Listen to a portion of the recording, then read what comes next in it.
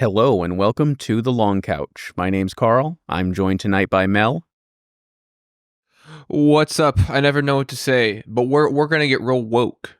That's what I'm ready for. We're getting woke, going against the liberal media. What's your favorite liberal media, Carl? CNN. Too woke for me. And on tonight's episode, we will be discussing woke media. Yay! The term woke is often used as a pejorative to criticize individuals or ideas associated with social justice activism, progressive ideologies, or awareness of systemic injustices. When used in this way, woke implies a perceived excessive or self-righteous focus on issues of race, gender, sexuality, and other social issues, often with an implication of being overly politically correct or hypersensitive in an attempt to dismiss or belittle someone's social or political stance by implying that it is naive, performative, or insincere. So I know that kind of like the big thing now is like the woke mind virus, right? Like, oh, our kids are being indoctrinated by the woke mind virus, or oh no, the woke mind virus has infiltrated mass media, and now I must only get my news from alternative outlets that are see. It's really interesting because when I was in high school, like woke, like that wasn't like a bad word. Well, the word basically means nothing anymore because it's been changed so I frequently. mean, yeah, but I just remember in high school, woke was kind of like a neutral word that just kind of meant you were kind of like educated or like you were kind of in the know about like social injustice. And now, because I don't know, I just feel like it's like the word has been absorbed so much by like the zeitgeist that I feel like a lot of people don't know that that was just like a term before all of this madness happened. It definitely was. Yeah, it's been around for a long time, and it's been misused and kind of reappropriated many times. Basically, when I first heard the word, it meant like being aware of government conspiracies and stuff. Like you're woke to all the like the Illuminati, the backhanded ways that the government is kind of oppressing you. You were woke to that. Like you're not asleep anymore. I'm woke now.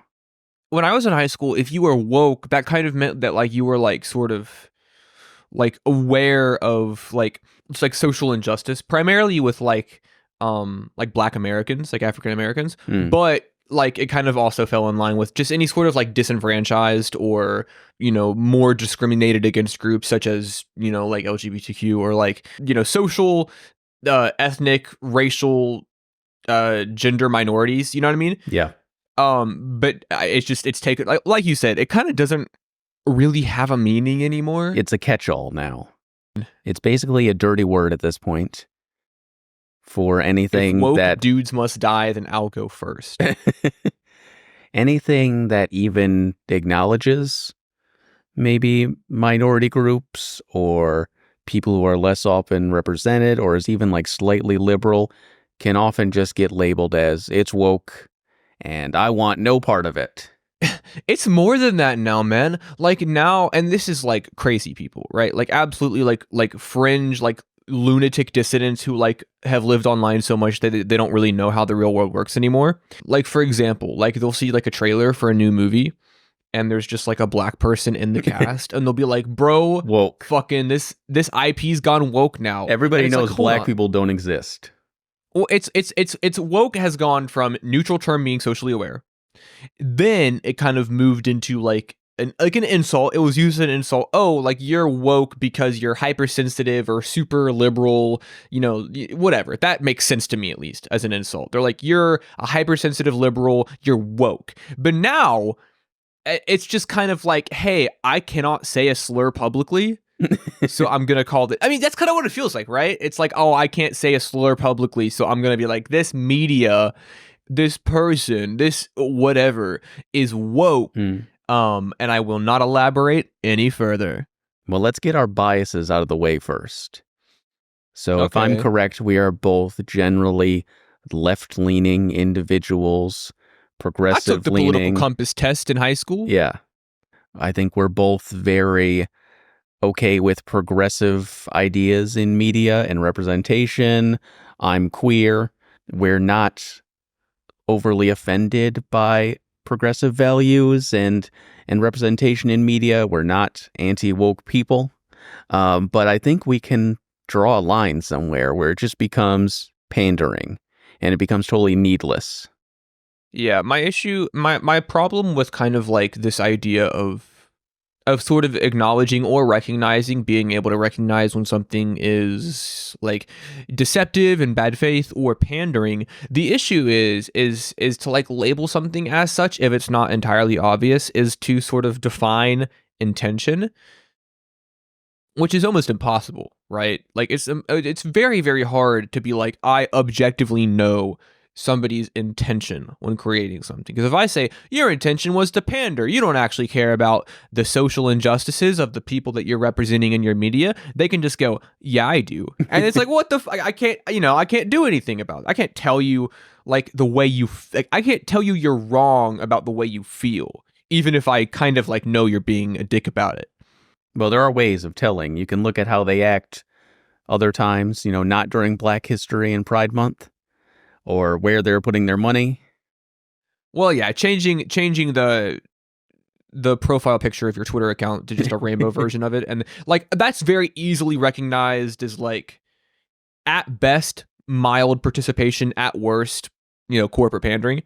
But like sometimes it gets a little nuanced, and like it's very hard to prove that somebody is, I suppose, capitalizing on the social movement behind a disenfranchised group of people for their own gain. It's hard to be like, you're doing that for a fact. Well, let's consider that in our discussion tonight then.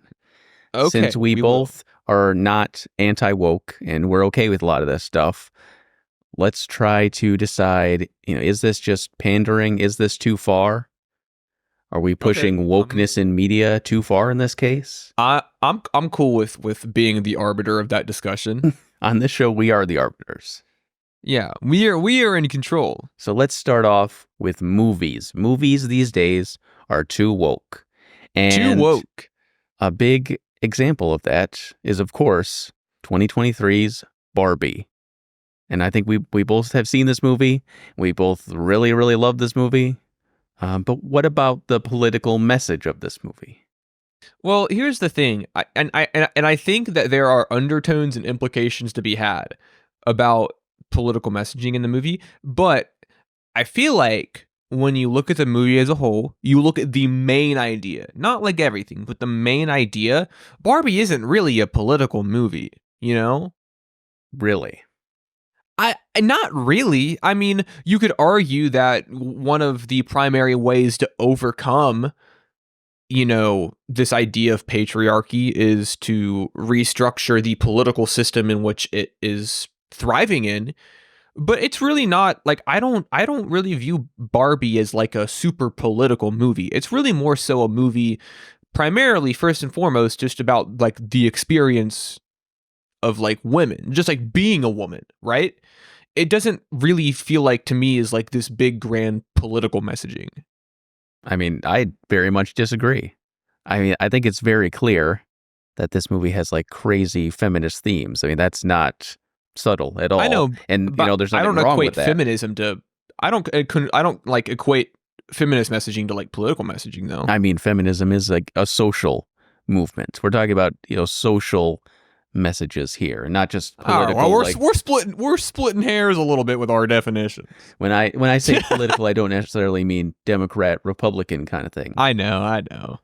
So obviously, this movie is very heavy on the feminist themes, and considering who it's directed by, that should be no surprise. And I don't think anyone, should be surprised watching the Barbie movie.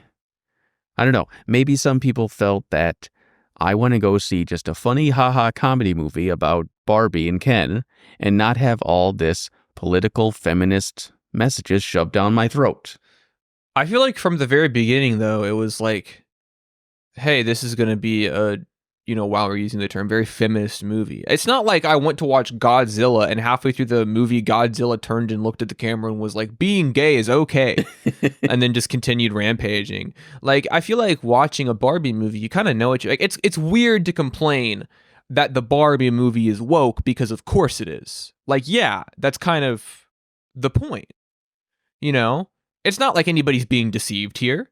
You know, the wool is not being pulled over my eyes. I'm like, oh, that's a Barbie movie being marketed primarily as like having feminist themes and overtones. Yeah, I know what I'm getting into when I walk into that theater and sit down. Well, apparently some people did not, or they just didn't like the fact that this movie was espousing these messages. This movie doesn't cater directly to me. It shouldn't be allowed to exist. Now, I think this movie is fucking hilarious and great. It's really funny, yeah. Despite me not like totally being on board for every message of the movie. I mean, that's the thing about media and films and movie, is that you still just enjoy something even if you don't necessarily agree with everything that was said. You know, sometimes it's just good to hear the movie's viewpoint and say, okay, Yeah. let me digest this. Let me think about this. I mean, yeah, you don't have to agree with everything the movie. Because I mean, listen, it's a great movie. I love the Barbie movie. It was a lot of fun. It was really funny, and it was very emotionally poignant. Let's not pretend the movie's infallible. Right. I mean, I think it's not. It can be a little heavy-handed. It kind of is a little one-sided as opposed to a movie about equality. Now, I understand. I'm not like a Ben Shapiro soy boy crybaby or anything like that who watched this movie, and I was so offended that they would dare have this kind of message in a movie apparently for kids, which it's not. You know, I understand in this movie they exaggerate things to prove their message. Of course, Yeah. I'm not taking this movie literally and looking at the themes of this movie and saying, you know, this is a literal message that's being pushed on me, and you know, men should be a subservient class to women, and that's what this movie is saying. You don't want that? Not personally, but I can imagine, you know, there are definitely men out there who would love to be subservient to women, you know, and that's all wherever those good. men are, wherever they are. Basically, my problem with this movie, despite me loving it and thinking the overall message is just fine, I think, you know, female empowerment and all that is great, and, you know, women and young girls should see this movie and feel good about it. Fine. It's just the idea of the Kens, of course, in this movie are second-class citizens. You know, they can't hold positions of power. And obviously, this is just like a parody of the real world, where, you know, they're exaggerating it. Like it's kind of a mirror version of the real world. So when they go to the real world and they see, oh, well, in this world, men hold that position that Barbies have in Barbie Land. And then they take those ideas back with them, and they totally flip the dynamic around, where now the Kens are in power and the Barbies are serving them. I mean, I understand the exaggeration for the point in there. It just seems weird that the resolution of this movie is like, let's return to the status quo, because, you know, back when the Barbies were in power, things were just inherently better. I will say though, one thing, and the longer I sit with this movie, like the more I feel like this is the case.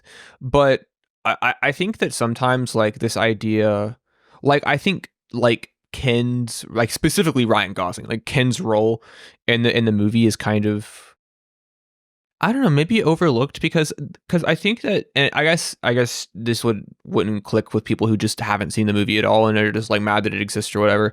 But like the movie is very forgiving to Ken, right? The movie, like he's kind of like a comical, like he get the taste of power and he comically runs with it and is like just like, I'm in charge now, patriarchy. Yeah. But like the by the end, the movie does like paint Ken as a victim. Yeah, I right? agree. Yeah. Because I think the movie wants to say, you know, not just women are victims of the patriarchy, like men are also victims to that style of system. And so I do think that like that's kind of, if the movie has any nuance, that's kind of like where it lies, by saying at the end that Ken is actually a victim in all of this too. It's not just like men bad. It's like the patriarchy affects everybody just in different ways. And I think that was like, the longer I sat with the movie, the more I realized, like, because, you know, Ken's like, what does he fucking say? Something about like, once he realized it wasn't just like horses, he was kind of over it anyways. Like, even though like it's a joke, it like, that's kind of like basically saying Ken, despite not even loving the idea, still felt like obligated to participate in it.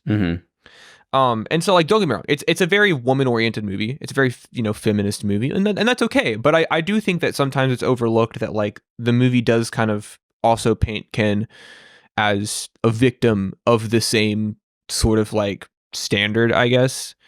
But at the same time, like I said, like I'm not gonna pretend like the movie's perfect. There's a lot of things that I did not feel as strongly positive about. But I think for the sake of the conversation of this episode, I mean, yeah, pretty woke movie, sure, Yeah. whatever, if that's a word you want to use. Yeah, I mean, it's a very progressive movie, you could say. Yeah, for sure. And it highlights women's struggle. And maybe that's the reason why some of the themes of this movie just don't resonate with me as much. I've never had the female experience before. Maybe these things are just not for me in some ways. Well, the movie's just not like, in terms of like its main messaging, it's not really like catered to me. It's not that it's not for me. It's not catered to me, or I guess, and I think that's fine. Like, not everything needs to be for us. No, there's a lot of things that are catered towards me that I can consume. It doesn't have to be everything. I don't need everything to be about me. I can have some things be about other things. Yeah. And I think that's okay. And I think that's what a lot of these people who are offended by this movie is that it wasn't catered missing towards them. Yes, they watch this from their perspective and their conclusion is already made, basically. And they go into this movie and then realize that this has feminist themes and highlights inequality in the genders in an exaggerated, comical way, and they just despise it, basically. I think one thing that bothers me about like kind of like having the media you consume be entirely insular, for example, I am a man. This movie is very much like, female empowerment. So therefore, it's just like, it's not catered towards me. And so I think, like you said, a lot of people, like, they just draw the line there. But what I don't get is why, like, I feel like consuming art that is made from a perspective that I do not have is, like, a lot of fun. It shows you... Yeah. Like, it's a very direct look into something that you haven't experienced. Like, for example, you'd think all these fucking, like, anime profile picture incels would understand this shit because they are watching anime, which, any slice of life anime is going to be based off of a Japanese way of life, right? Japanese customs, Japanese social structure. You watch, like, a high school slice of life anime, right? There's a lot of times where the students of the show will be like cleaning the school after like school is ended, right? They don't fucking do that in America. Right. Students don't stay behind to clean the school. And so that's like, because, when I'm a high schooler, I'm watching that. I'm like, oh, that's interesting. I did not know. That's me understanding the perspective of somebody else. That's fun, or like when I listen to, I hate this term. I don't hate it. I'm conflicted, but when I listen to like conscious hip hop, right? A lot of the time that's about the Black experience. I obviously don't know that. And so like I'm peering into somebody else's perspective. I don't know why you would only want things from your perspective, I guess. Right. It's very good to have an outside perspective. Otherwise, that's how you become an anti-woke douchebag. Just that echo chamber, man. Yeah, when you're basically told your way of life is right and all your opinions are correct and you're the superior race and gender, well, that's how you become an irredeemable douchebag. It's just boring. Like, sure, like you become hateful and bigoted, but it's just boring. Like, I don't know what perspective it needs to be put in for them to understand, but I am from like Appalachia. I, last year, for the first time in my life, went to New York City. Going into Times Square was like, I've never experienced anything like that before in my entire life. I was shown just a new facet of the world, of my country. I mean, just put it that way. You're just experiencing something new. Right. But I think it's because a lot of people think that, this X thing is okay. They interpret as what I am is bad. They're like, oh, like they want to make you feel guilty for being a white man. I don't feel guilty for being a white man. Why would I feel guilty about that? Just because you're suddenly more aware of other people's struggles. Yeah, and so I think that's kind of like the main issue is this different thing is okay. That must mean what I am is not okay, and that's how you get like these like horrible echo chambers of guys just growing more and more hateful because like any person that's not white or straight is like kind of like this weird sort of abstracted boogeyman. They don't Mhm. really understand. They just know it's bad. I think the messages in the Barbie movie are more excusable because basically this movie is very focused on its message and its politics. Yeah. And it has its agenda and it basically accomplishes that. And this movie doesn't suffer because of the themes of it. That's kind of the Yeah. point. These Yeah, that's like what the movie's about. the feminist themes and the female empowerment and stuff and the gender inequality isn't just shoehorned into the Barbie movie. Like they basically revolve the movie around this. This is a pivotal part of the plot. Yeah, that's like what drives the plot of the movie. Right. And there are lots of other examples where this kind of stuff is thrown in haphazardly and is definitely less acceptable. The teenager, like the America Ferrera's like daughter in the movie, Uh-huh. fucking insufferable character, right? Just an absolute bitch to her mom, just horrible. And she's like, oh, when Barbie's like, hey, it's me, Barbie, and she's like, you're a fascist. Yeah. And then Barbie, and Barbie's like, I don't even control the flow of commerce. How am I a fascist? That was funny as fuck, and also was kind of like, I don't know. I appreciated that sort of perspective of like, all right, let's calm down. Let's calm down a little bit with just with our buzzwords. At the end of the day, Barbie movie, great. Good message, not harmful. Hilarious movie. I think once you kind of like are okay with what the movie is trying to accomplish going into it, it's a super inoffensive movie. Mhm. I don't necessarily agree with all of its conclusions, but I think it's a great movie. Yeah, it's fine. It's and great. the world is better for it existing. I do agree with that. It wasn't my favorite movie to come out that year because Oppenheimer, but but it was like top 3. Let me just check off my bingo card right there.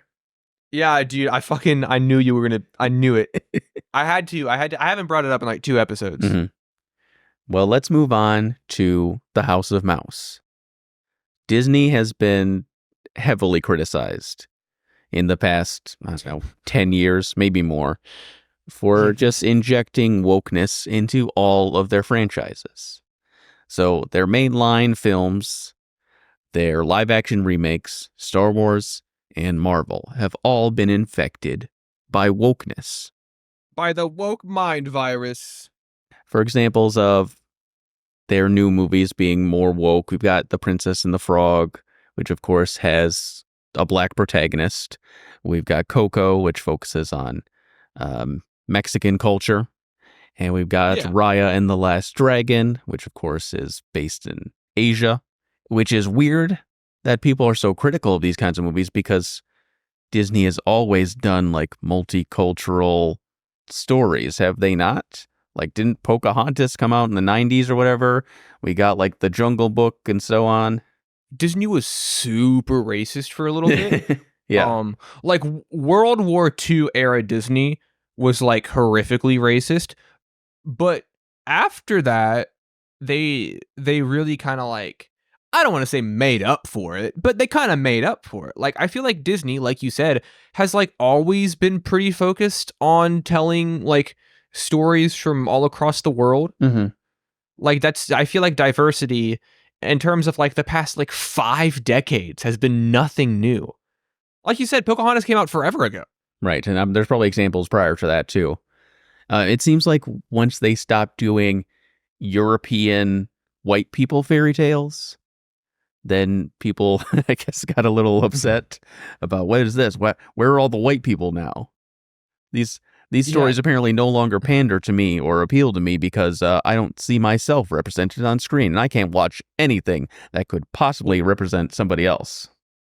What I love so much about these art, first of all, they're for kids. But what I love about like this argument, right? Like, oh, Disney or anything. This thing is woke now, but it used to not be.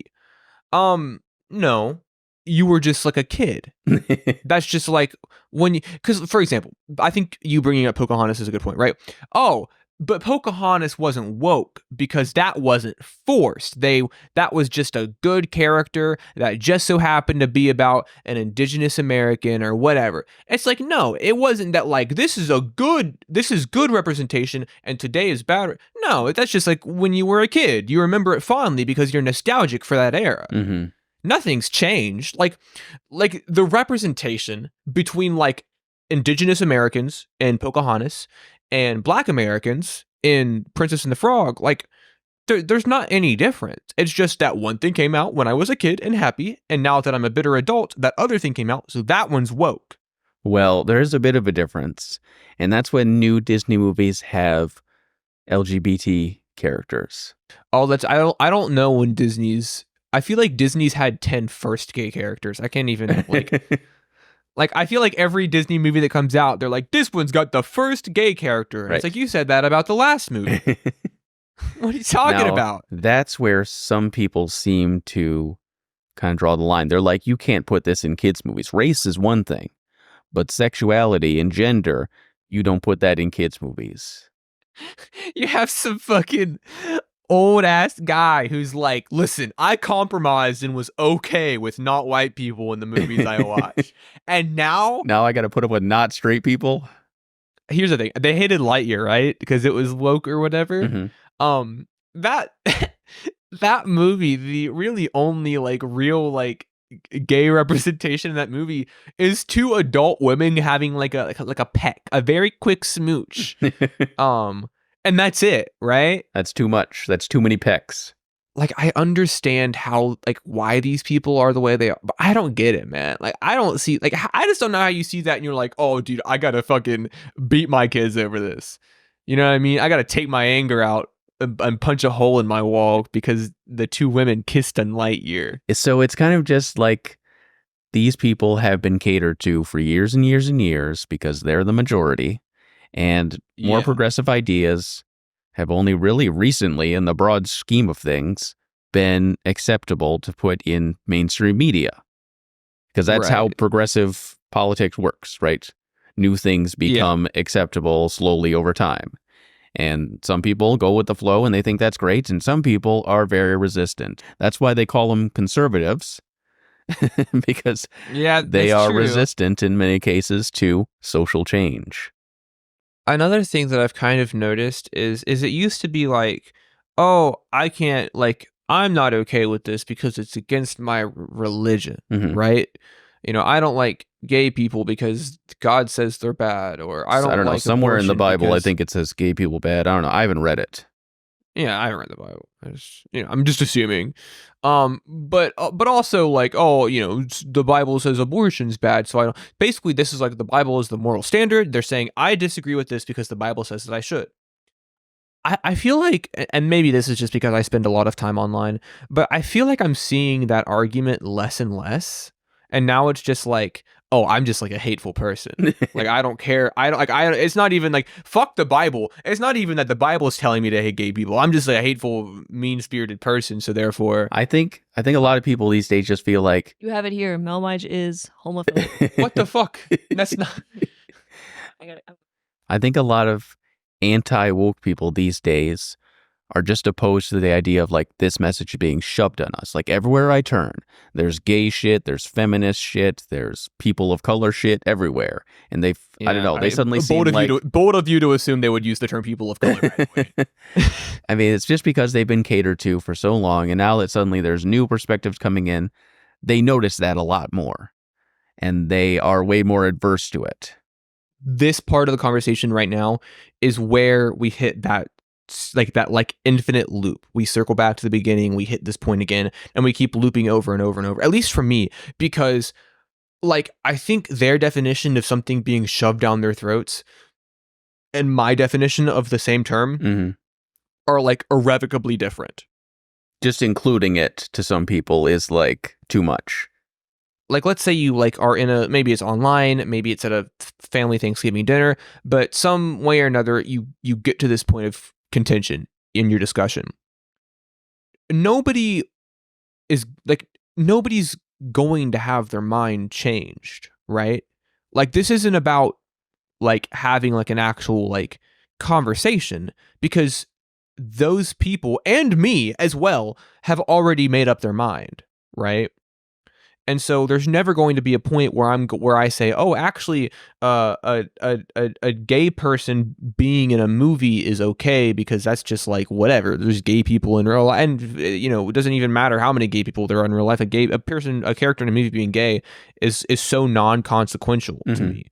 But they will always believe that, oh, there's a gay agenda being shoved down my throat because this character is gay. Like, I think my perspective being I don't give a shit, and their perspective being it's being shoved down my throat, like the fact that that's how I and that person are, we will never see eye to eye, never, because neither of us are actually like going into this conversation look like open to having our perspectives change, because I firmly believe that gay people should have a right to exist, and they don't. Well, I mean, some people are not even like homophobic, or they hate gay people or trans people or whatever. They just get pissed off of feeling like it's totally overdone in media. And that's like they're taking over all these franchises that I used to love. And maybe it's different for me because I was younger at the time, but there was a time when I was like a teenager when, the gender landscape started changing, where I didn't get it. I thought it was stupid, and I thought like being trans was like, it didn't make sense to me. But like as I developed, I was able, I came around, obviously, and I learned more about it. And like, are these older people capable of that?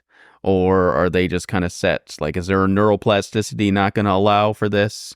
That's the issue, right? Because I mean, when I was a teenager, like when I was like a young teenager, like 14, 15, 16, like I was like super edgy, right? Of course. But like I was like very ignorant to a lot of these things, especially growing up in, rural West Virginia. I mean, my family wasn't like that at all, but you go to school with all these kids and, like my classmates, like the hard R was like a punchline, right?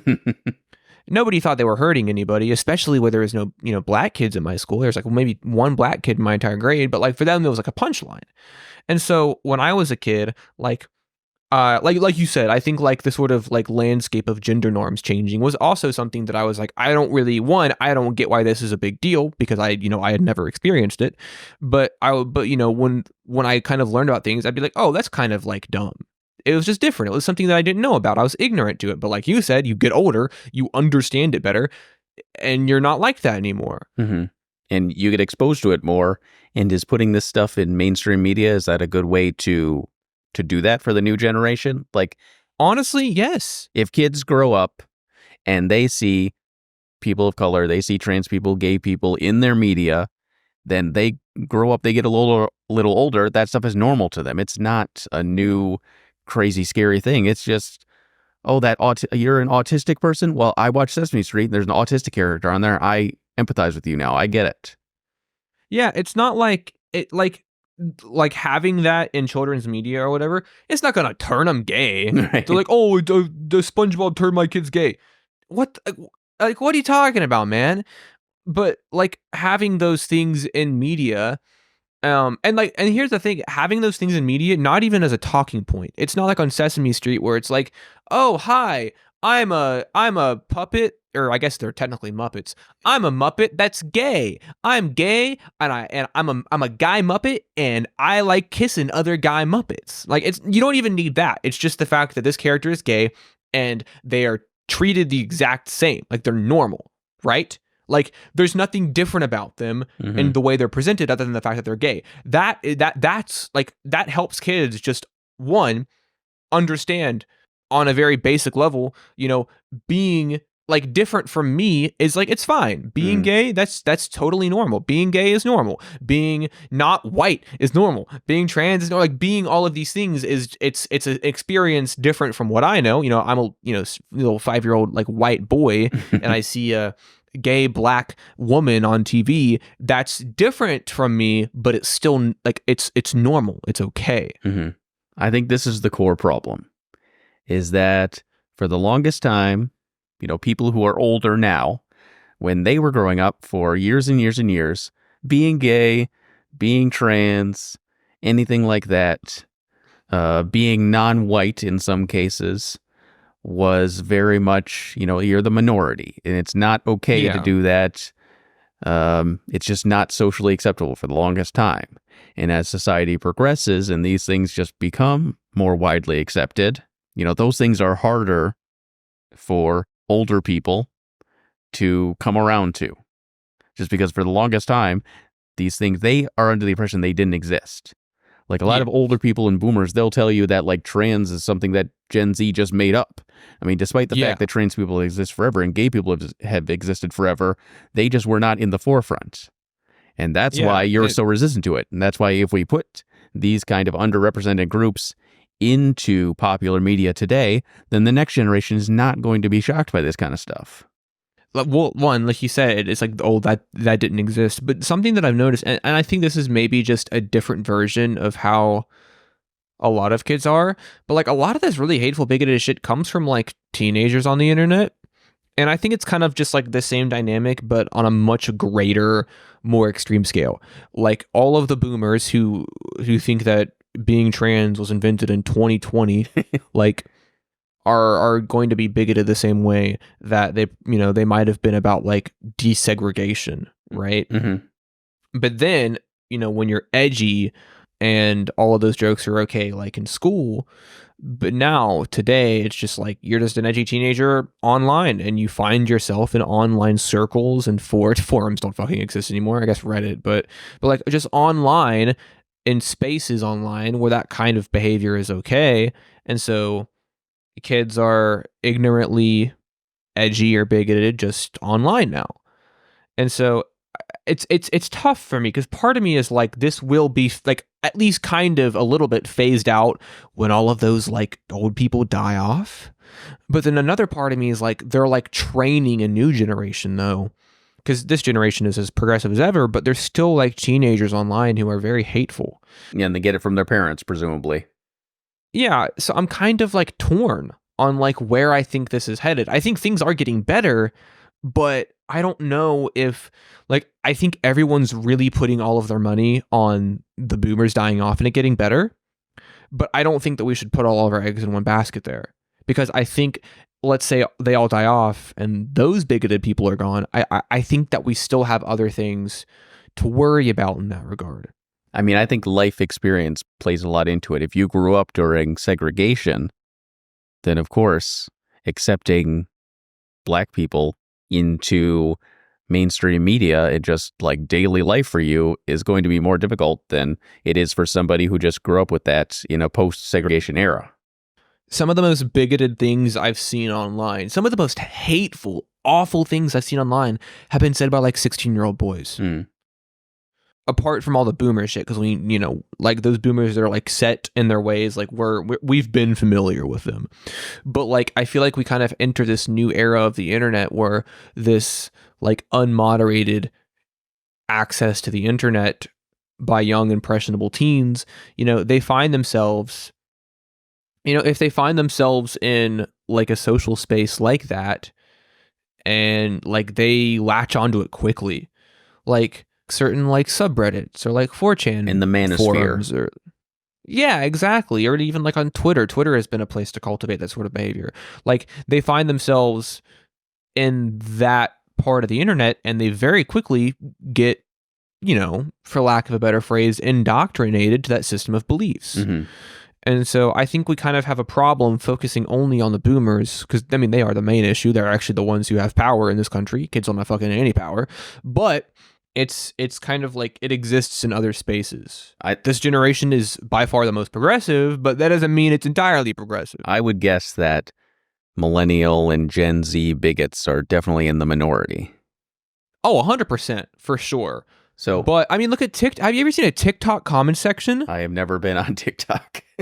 Dude, I mean, it's awful. It's terrible. It's a bunch of 14 and 15-year-olds pretty much just being like, you should kill yourself. And then a bunch of sort of like altered slurs, like slurs that like will bypass the sort of like hate filter. Like they're terrible. I mean, like it's insane. Like it's way worse than it ever was. When I was like a teenager with internet access, like comment sections were not like that, man. Have you ever been in a Modern Warfare 2 lobby? God damn it, dude. Yeah, I mean, yes. You were probably in elementary school when that game came out. I actually was, because my first Call of Duty was Modern Warfare 3. Well, I think you can still understand via that game. No, yeah. Yeah, this is actually terrible. This is so fucking embarrassing, but I'm going to share it because why not?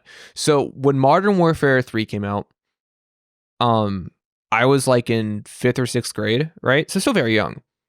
But basically I wasn't like allowed to have like rated M games because I was a child. I begged and I begged and I that was my first one. Modern Warfare 3 was my first. So I didn't have a mic, but I did have a Kinect.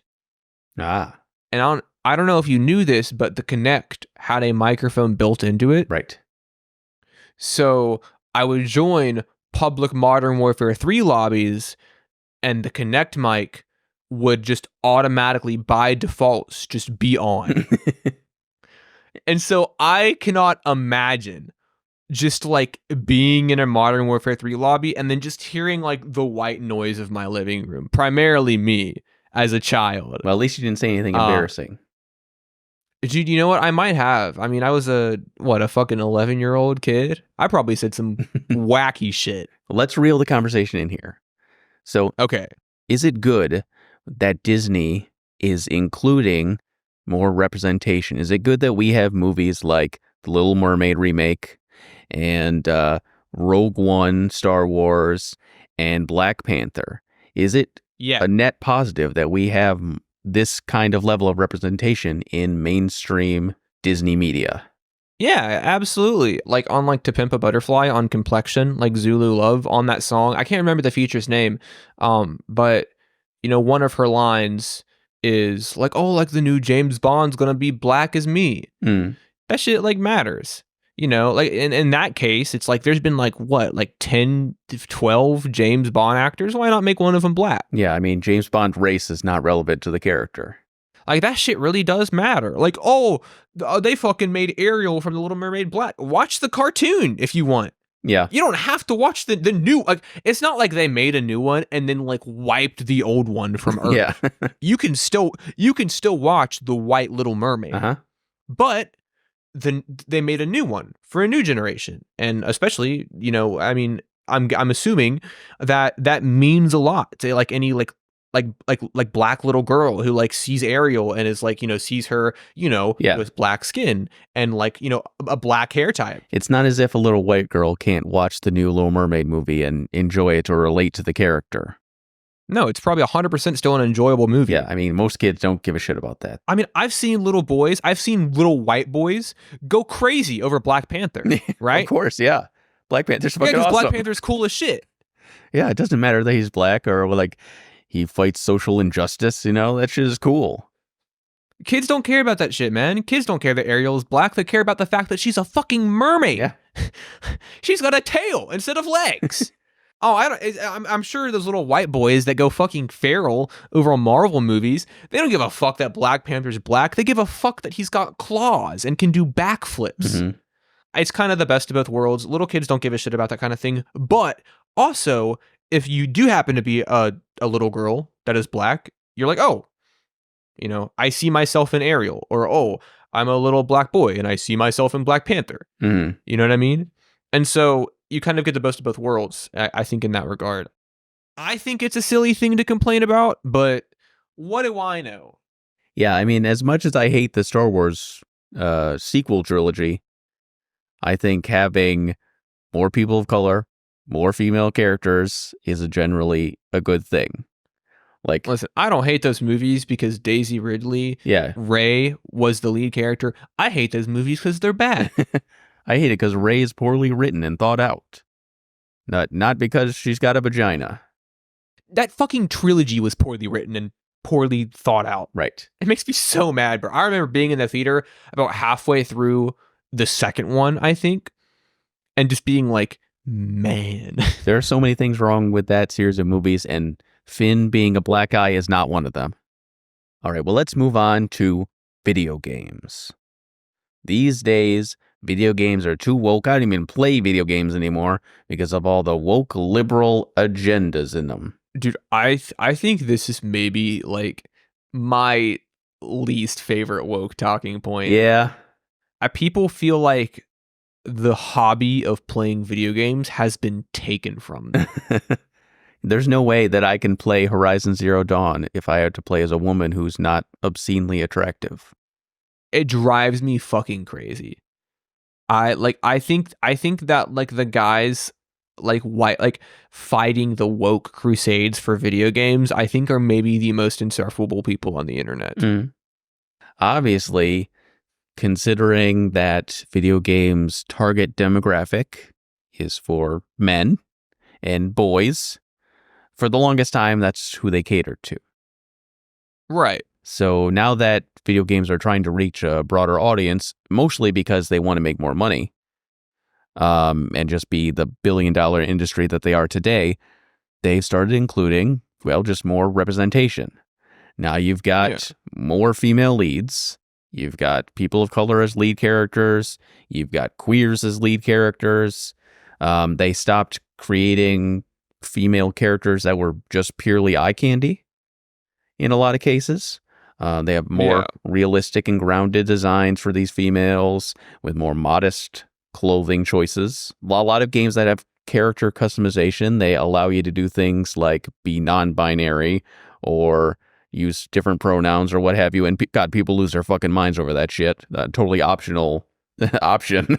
that the whole like selecting your pronoun things in game, they're like, oh, this is fucking woke. I uninstalled the game and refunded them. What are you talking about, man? Honestly, like representation's great and all. That pronoun selection is probably just for dialogue options. Like, let's be real. Like, it's just like, oh, your character is a man. You select he, him pronouns. The NPCs will refer to you as a man. Like, that's like really all that is. Like, if we're being honest. But like, why are you getting so mad?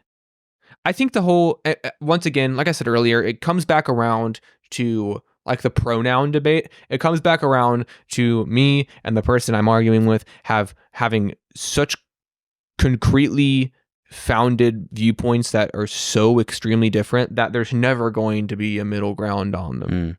You could still just be cisgender. All right, just make your character and then choose the default gender option and just be done with it, right?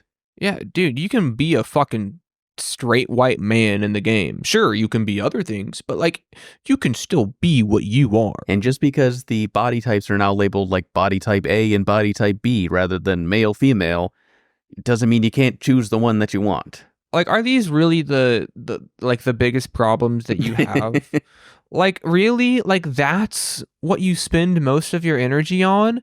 Is arguing that video games should remain untouched. And these guys, they fucking, oh man, I'm gonna start ranting. These guys love like cosplaying as like just any sort of like they belong to any sort of like Eastern culture. They're like, Japan's got it right. Japan makes all of the women in their games scantily clad with big tits and big asses, and they're sexy. And Western game devs are a bunch of trans and black people making ugly fucking characters, and it's just like, what? Like, what are you talking about? Are you okay? It's total cherry picking too. It's like you've got to like have like something going on in your life that is more important than this, right? Whatever the main character of the game is, when I'm playing it, it's like, that's me. You know what I mean? I am controlling this character. That's the experience that I'm playing as. If the character of the game I'm playing is woman, who cares? If the character I'm playing as is not white, that's fine. I cannot that whole argument of like Western devs specifically are like too woke now. Like, it's like, dude, what are you talking about? Like, you're from fucking like Oklahoma, dude. It bothers the hell out of me because I think that these guys, I think this also ties in, it ties into them having unrealistic expectations of like just what people look like. They're like, oh, this person isn't a big titted anime girl. They're ugly. Uh-huh. But also, I think it really comes down to a romanticization of Eastern culture, romanticization of an idealized version of Eastern culture. I mean, these are the same fucking guys who are like massive perverts and they want like an Asian girlfriend because in their mind they have this like stereotype of like a romanticized, subservient, quiet Asian wife, right? It's the same kind of guy. There's a crossover on the Venn diagram here. Because honestly, it comes down to a lot of these guys never having a meaningful interaction with a woman. It makes me mad because they're literally just like making shit up. Right. Yeah. I mean, this specific meme that highlights Western characters and Eastern female characters is just total cherry picking. And a lot of the characters on the right side are actually like some are pretty attractive and just appropriate for the setting in which their game takes place.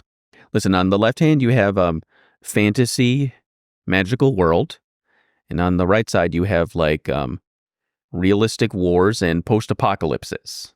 Yeah, I mean, dude, look at the fucking... I mean, I know you can't see me right now because we're recording, but like, look at the fucking shelf behind me. Like, I like sexy anime women, obviously, to some extent, right? Because I have a bunch of statues of them. But I'm not like... There is no way that I would ever be under the impression that like, oh, the Eastern game devs got it right with their anime women. Oh, boo, I hate real women. Like, no. I mean, that they're just it's two different things. Like, yeah, I mean, I like playing as attractive characters too, but I'm not upset when my character is not like overtly attractive for no good reason. You know, it's cool that like you made your video game character hot. Like, that's fine. Yeah. But that's not like the standard. You know, not everything needs to be that, and it shouldn't be. I think it really does come down to just like you have these guys who have no concept of like reality. You know, they live online, they don't leave their house a whole lot, and they end up romanticizing cultures and ideas that they know nothing about. I mean, these are the kind of people who have the anime girl body pillow and have never talked to a real woman in their life. Huge portion of people online, but you know, they have these guys who are like Western video game devs or a bunch of woke liberal cucks. I want to live in the, you know, glorious and perfect country of Japan. Okay, well, let's. They've got problems too. Yeah, I mean, dude, do you know how many fucking people in Japan kill themselves? I mean, I'm being serious. Like the work in like a business environment in Japan, like the work ethic there, they will drive you into the fucking ground. You'd be working like a mandatory 30 hours of overtime a week on top of the 40-hour work week already. You won't have time to see your beautiful, submissive Asian wife. Exactly. Exactly. And so I think that it really just comes down to ignorance on both sides. I think it comes down to an ignorance of what real life is actually like, you know, living in America, an ignorance of like representation. And then it also comes down to an ignorance of like what you think is better. It's like you got women wrong, but then you also got your ideal life wrong as well. And some people think that video games are supposed to be a fantasy and, you know, putting realistic looking, not overly attractive women in it is like immersion breaking. Dude, that argument of like, this is supposed to be an escape from reality. And what's the and it's not what's the point of escaping from reality if I have to like look at black people, right? Right. Yeah. I mean, that's like one of the craziest arguments I've ever seen. How is video games are an escape from reality? I'm trying to get away. Like, do you not see the main problem here? You know who H.P. Lovecraft is, right? Of course. H.P. Lovecraft, notoriously very racist, right? But also, this is a slightly less known fact about him. He was terrified, and I mean like neurotically terrified of like black people, like non-white people, right? I wonder if maybe we can see that in these people. They're scared of what they don't know. I think these people are just scared of the unknown. And for them, never leaving their house, women are the unknown. Gay people are the unknown. Seems like they feel like if you have inclusion for other people, or you give people more options when customizing or playing a game, that suddenly that takes away options from you. Like, you're no longer the target demographic. Everything is not catering to me anymore. So I'm no longer, video games are no longer for me because I'm not the only audience that they're targeted at anymore. And not everything is about me, a white male. Kind of like what we said earlier with the movies. And it's just like, it was just like, I like experiencing things that aren't like what I've already lived, Mm-hmm. To me, that is like an escape from reality. Yeah. If my reality growing up is white suburbia, which it was, playing a video game where it's not that. I'm not a white man in suburbia, but I'm something else. That's like fun because it's something new, it's fresh. And also like I think it's silly. I think being bigoted is silly. Like I don't know how many times like I can just kind of like repeat it. It's just like it's crazy to me that people are like so upset that like the woman in a video game is not like an underwear model. Or even that the lead character is a woman or they're not white. That's true. People lose I their don't know, fucking man. minds over this shit. Well, think about that in like Assassin's Creed or something, where you can play the whole campaign as either a male character or a female character. Some people say the fact that you even have that choice to play as a female version of the character is just, that's too far. I think that bothers me the most is when it's like a totally optional thing. Yeah. Because giving people more options is just like a net positive. It always is. Exactly. And for example, like you can sell more copies. Uh-huh. Like just from a corporate standpoint. Like for example, my favorite game series is Persona, right? And on Persona 3 Portable, so which is just like a portable port of Persona 3, there was what made that edition of the game special is you could choose to play as a female protagonist instead of the male. Mm-hmm. It was just like a thing for like sort of like conditioned Persona players. If you've already played Persona 3 on the PlayStation, like when it comes out for the PSP, if you've already played the game, that's just like something new for old players. And it's a role-playing game, so that's got to be definitely relevant, changing your character like that. For every Persona, the main character is just a self-insert. It's like a blank slate, boring self-insert, so you can just project yourself onto it. And there was like some people, rumors, or some people have just called for Persona 6, which has not yet been announced, Persona 6 to have a female protagonist, right? Because they did it once in Persona 3 Portable as an optional thing, not even necessary, but an optional thing, and people really liked it. And every Persona protagonist has been male. They're like, oh, let's just switch it up. I wouldn't care. I think that would be fun. But a lot of people are like really mad about like just rumors. Mm-hmm. Like it's not even confirmed or anything, but a lot of people are like really mad about it. It's crazy to think that you can just get protagonists that are like white male, white male, white male, white male for years and years, and then suddenly it's like black female, and people lose their fucking minds. I mean, dude, Persona's been a game series since like the 90s, Mm-hmm. man. It's a spin-off of an even, longer running game series. It's like if they want to make the protagonist of Persona 6 a girl, like I'm still gonna fucking play it. I'm still gonna buy it. Mm-hmm. And I'm gonna have a good fucking time. Because that wouldn't like change the enjoyment that I get out of the game. But Mel, can you believe that in Baldur's Gate 3 and Mass Effect and The Sims, you can have gay relations? Dude, can't you fuck a bear in Baldur's Gate 3? You can fuck a lot of things in that game. If that bothers you to such a visceral, guttural extent, maybe it's time to, turn inwards. Do some self-reflection. Or how about this? Don't do it. Don't participate. It's not mandatory. The fact that these people think that they have had their hobby stripped away from them, fine, fuck them. I'm glad they're upset because I think that as something as imaginative and welcoming as video games, like fuck you, you shouldn't participate in that medium if like diversity bothers you, because that's kind of what video games are all about. So some people feel like wokeness has gone so far to the point where comedy's dead. Being funny is not allowed. Making edgy jokes or even jokes at the expense of any minority group is just off limits now, and that safe comedy is not funny. And Everyone's too sensitive. They can't take a joke. You can't make jokes about race or ability level or sexuality. So comedy's just been basically neutered in their minds. So you know how I said that video games was like my least favorite sort of. This is my second least favorite because I think that this is just like not true. Because I think that there's a lot of edgy comics who very much definitely like still thrive. A lot of comics use like the Me Too era. They're like, oh, the Me Too era killed comedy.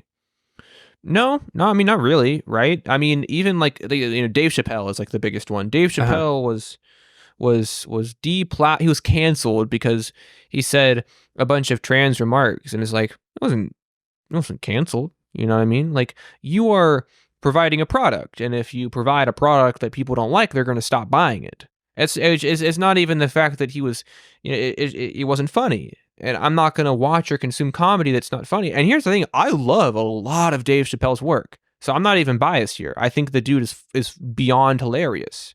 But all the trans stuff wasn't funny. And so I didn't feel the need to consume his comedy there. But edgy comedy is still very much alive. I mean, there's still guys getting up on stage to fucking sold out arenas saying shit like, disabled people are funny. Black people are funny. But I think it comes down to sort of like, and like I said earlier, it's hard to measure, but it kind of comes down to intention, right? Like, you can poke fun at people without actually coming off as hateful. Mm-hmm. Somebody ever made a joke and you were like, man, that kind of like, I know that like you were telling a joke, but that shit kind of sounded a little personal, man. Like, that felt like, it feels like a little hit a little close to home to you. There's ways to tell edgy humor without being actually offensive, Mm-hmm. right? And a lot of the time it just involves not punching down. I think where people think that humor has a kind of comedy's dead because of wokeness. No, I think it's just a lot of guys not being able to cope with the fact that they're not funny. So this is one that I don't entirely disagree with. Okay. I think, now maybe this is a terrible take, and I don't know what Dave Chappelle has said outside of his comedy routines, but I've seen portions of his recent routines. I've heard jokes from him about trans people that I think are funny. I think that just because you're trans or you're part of a minority group or whatever, like, doesn't mean that you can't be made fun of or that jokes can't be made at your expense. It's not fair to put things off limits when it comes to comedy. Like, being genuinely hateful and spreading hate speech or promoting violence against people is obviously totally unacceptable. But getting up on stage as part of your comedy routine and making a joke at the expense of trans people or gay people or whatever, that shit's funny. I mean, come on. Yeah.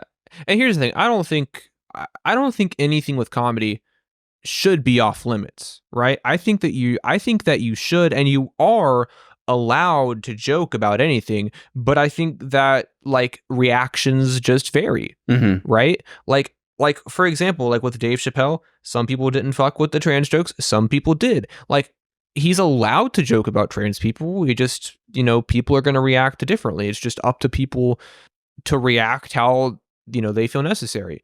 A lot of comics will like make like edgy like 9/11 jokes, right? Mm-hmm. And a lot of people don't really have that hard of a time laughing at 9/11 jokes, right? But a lot of people also, hate 9/11 jokes. I know somebody whose dad was in 9/11 and she doesn't feel too strongly. I mean, she doesn't love 9/11 jokes. She feels very strongly against them. Right. And so if you're consuming comedy, you are allowed to joke about anything. And I believe that. Like, I don't think anything should be off limits. But it's kind of like knowing your crowd. Like, you can joke about anything, but if people don't like it, they're not going to watch it. Mm-hmm. I'm sure people will like it and people will watch it. But do I think Dave Chappelle hates trans people? Probably not. I remember watching a routine he told a story about a friend of his who was trans, who passed away, and he was very passionate about it. He obviously cared about this woman a lot. So I don't think he's like transphobic, right? But he took a gamble with some jokes, and it kind of didn't pay off. Do I think some people try to restrict comedy? Yeah, absolutely. There's a ton of people who are prudes and hate comedy and think you can't joke about anything. But I don't know. I don't think anything should be off limits, but at the same time, as you just kind of have to deal with the reactions to your jokes. Sometimes she doesn't land, and that's okay. I do think in some cases, though, the media as a whole is very quick to jump on people and try to cancel them. And I agree. It's not popular to like make an edgy kind of risque joke or make jokes at the expense of marginalized people because, you know, the backlash can be pretty extreme for that. God, it's so hard, but I think that like it really might come down to like, one, it comes down to intention. If people think that maybe there's like hate behind it, then they'll, because like, you know, one of my favorite comedians of all time is Norm Macdonald. And like Norm, like on his show, like said a lot of like, I mean, I guess for lack of a better phrase, said a lot of offensive shit. Right. Like Norm said some really fucked up things, but it never really felt like he was actually punching down. Like, you know, Norm could make a horribly offensive joke about like, you know, like mentally disabled people. And it felt so harsh, but it never really like I don't hear that joke and I'm like, oh, he like hates, you know, he hates mentally disabled people. And so I think maybe it kind of comes down to, you know, having an audience that is already okay with that. You know, people can't get canceled. People get canceled for things that they try to hide, right? Right.